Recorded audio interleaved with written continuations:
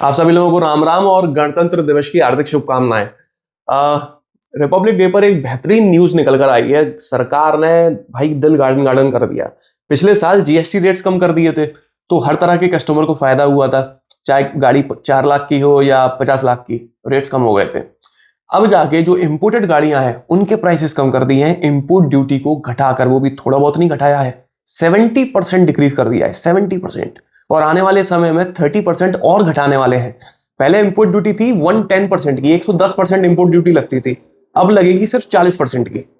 आने वाले समय में सिर्फ 10% ड्यूटी लगा करेगी। लेकिन 2-3 कंडीशंस हैं। सबसे पहली कंडीशन ये है कि ये इंपोर्ट ड्यूटी जो घटाई है ये सिर्फ यूरोपियन ब्रांड्स के लिए घटाई है। ऐसा नहीं है किसी भी देश से आप गाड़ी इंपोर्ट कर रहे हो, मतलब कंपनीज इंपोर्ट कर रही हैं और उन पर 40% ड्यूटी लग रही है। दूसरी कंट्रीज पर अभी भी उतनी ही इंपोर्ट ड्यूटी लगेगी। सिर्फ यूरोपियन ब्रांड्स के लिए ये है। और यूरोपियन ब्रांड्स बहुत सारी हैं, जैसे कि Skoda, Volkswagen, Porsche, BMW, Mini, Mercedes, Citroen, Jeep, Renault, Fiat, Volvo, Bentley, Ferrari, Land Rover, Jaguar, Rolls Royce वगैरह वगैरह। दुनिया भर की कंपनीज है बहुत जो इंडिया में काम कर रही हैं, यूरोपियन ब्रांड्स, उन सब पर 40% ड्यूटी लगेगी।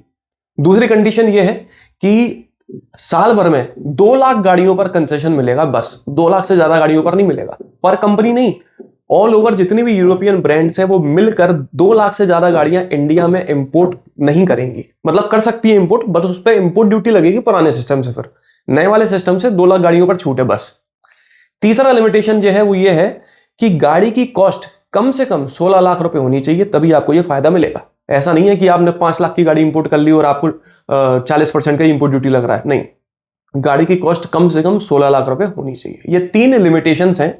और चौथा जो है वो ये है कि ईवी गाड़ियों के ऊपर ये कंसेशन नहीं है, क्योंकि हमारे जो इंडियन कंपनीज हैं उन्होंने दुनिया भर का पैसा इन्वेस्ट करके रखा हुआ है ईवी सिस्टम के ऊपर, और एकदम से फिर इंपोर्ट ड्यूटी घटा देना, मतलब कि बाहर की कंपनीज को मौका देना, तो उनका पैसा तो पूरा बर्बाद हो जाएगा। तो शायद यही सोचकर सरकार ने ईवी गाड़ियों के ऊपर इंपोर्ट कम नहीं किया है। 5 साल के बाद में देखेंगे इंपोर्ट कम करना ही नहीं करना ईवी गाड़ियों के ऊपर। हाल फिलहाल 5 साल के लिए तो नहीं किया है।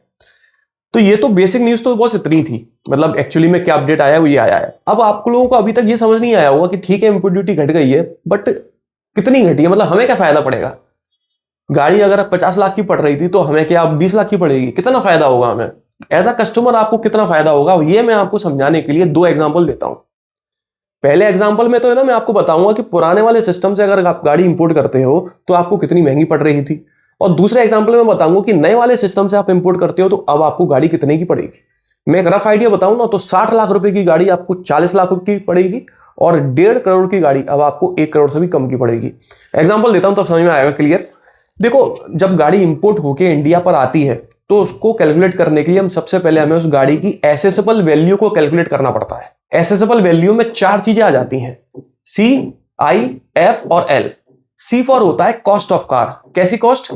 जिस किसी भी कंट्री से वो गाड़ी आई है उस कंट्री में उस गाड़ी की कॉस्ट क्या थी, मतलब उस गाड़ी का जो इनवॉइस है उसमें कितनी कॉस्ट लिखी है, उसको कहते हैं कॉस्ट ऑफ कार।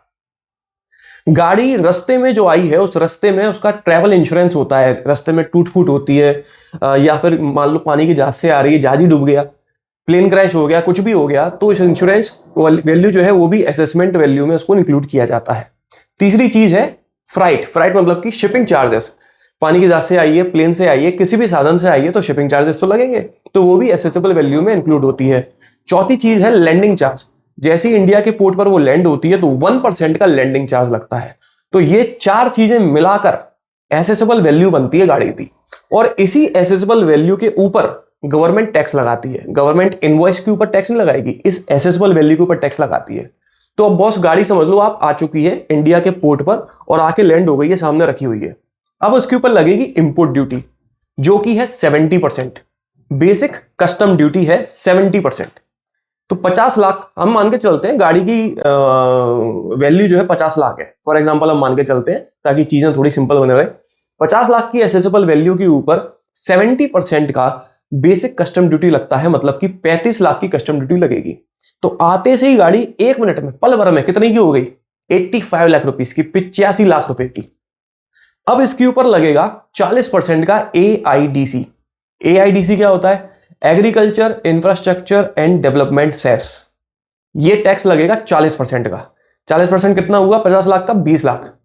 तो 85 लाख प्लस 20 लाख कितना हो गया? 1 करोड़ 5 लाख। गाड़ी आए हुए अभी 2 मिनट हुए हैं, 50 लाख की गाड़ी 1 करोड़ 5 लाख की बन चुकी है। अब इसके ऊपर लगेगा जीएसटी। जीएसटी एसेसेबल वैल्यू के ऊपर नहीं लगता, जीएसटी लगेगा इस 1 करोड़ 5 लाख के ऊपर। ये वही जीएसटी है जो हम लोग भी पे करते हैं। एक नॉर्मल अगर आप ऑल्टो भी खरीदने जा रहे हो तो उसमें भी आप जीएसटी पे कर रहे होते हैं उसकी एक्स-शोरूम वैल्यू में ही। तो वही जीएसटी इसके ऊपर लगेगा जो पिछले साल तक था 50%, अब घटकर 40% रह गया है।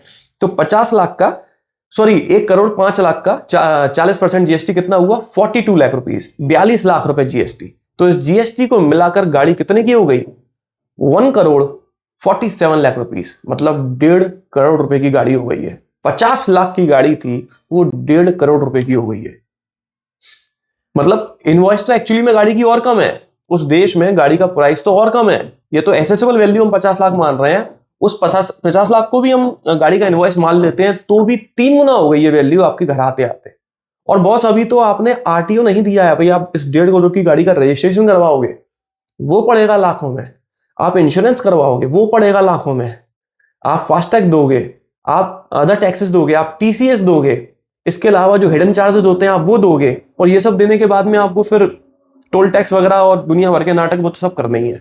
तो ये पूरा सिस्टम था अभी तक जो चला आ रहा था, 50 लाख की गाड़ी 1.5 करोड़ में आपको मिल रही थी। अब नए सिस्टम के हिसाब से क्या होगा? गाड़ी आ गई है पोर्ट पर, एसेसेबल वैल्यू में कोई डिफरेंस नहीं आया है। एसेसेबल वैल्यू अभी भी वही है गाड़ी की, 50 लाख की 50 लाख, वहां कोई डिफरेंस नहीं है। एसेसेबल वैल्यू के ऊपर जो 70% का बेसिक कस्टम ड्यूटी और 40% का एआईडीसी लग रहा था, मतलब कि 110% का जो टोटल टैक्स लग रहा था उसको घटाकर 40% कर दिया है। तो 50 लाख का 40% कितना हुआ? 20 लाख रुपए। तो गाड़ी अब कितने की पड़ी? 50 + 20 70 लाख की। अब इस 70 लाख के ऊपर लगेगा 40% का जीएसटी। तो 70 लाख का 40% कितना हुआ? 28 लाख, 28 लाख रुपए। तो गाड़ी अब कितने की हो गई? 98 लाख रुपए की। ठीक है, 50 लाख की गाड़ी, 40% इंपोर्ट, 20 लाख, कितने की हो गई? 70 लाख, 70 + 28 लाख, 28 लाख की जीएसटी लगी, 98 लाख रुपीस। तो जो गाड़ी आपको 1.5 करोड़ मतलब 1.47 करोड़ रुपए की पड़ रही थी, वो आपको अब कितने की पड़ रही है? 98 लाख रुपीस की, 1 करोड़ से भी कम की।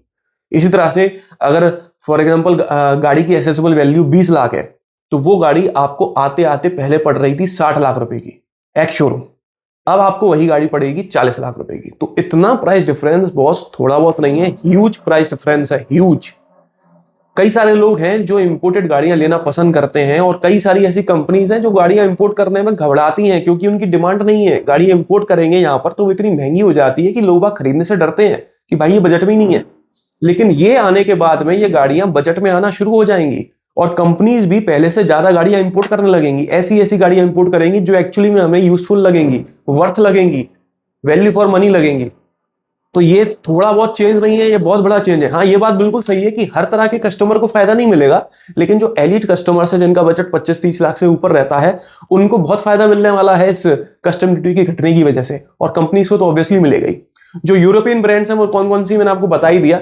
जो जनरल ब्रांड्स हैं बजट वाली, उनमें से जैसे ऑक्टाविया आरएस इंपोर्ट होती है, सुपर्ब, एनियाक जब कभी आएगी वो, कॉडियक, फॉक्सवैगन की golf, jeep Wrangler, grand Cherokee, ये सारी वो गाड़ियां हैं जिनको इंपोर्ट करके मंगाया जाता है। ऑडी, बीएमडब्ल्यू, मर्सिडीज, वोल्वो, ये तो बहुत सारी गाड़ियां इंपोर्ट करते हैं, वो भी काफी सस्ती होने वाली हैं। तो अगर अभी तक आपके बजट में ये गाड़ियां नहीं आ पा रही तो बहुत आने लगेंगी अब। मतलब मेरे हिसाब से तो ये न्यूज ऑफ द ईयर है, इससे अच्छी न्यूज और क्या हो सकती है। तो बाकी तो बॉस इस टॉपिक के बारे में अभी तक इतनी डिटेल मेरे को पता है। अगर कोई नई डिटेल निकल के आती है जो थोड़ी अलग होती है या नई होती है तो मैं आपको अपडेट कर दूंगा किसी न किसी तरह से। बाकी इस वीडियो में तो बस इतना ही। किसी भी तरह से आपको ये पसंद आया हो तो इसे लाइक कर दीजिएगा, इस चैनल को सब्सक्राइब कर लीजिए और ऑल नोटिफिकेशन पर टैप करना ना भूलना। आपका दिन शुभ रहे, धन्यवाद।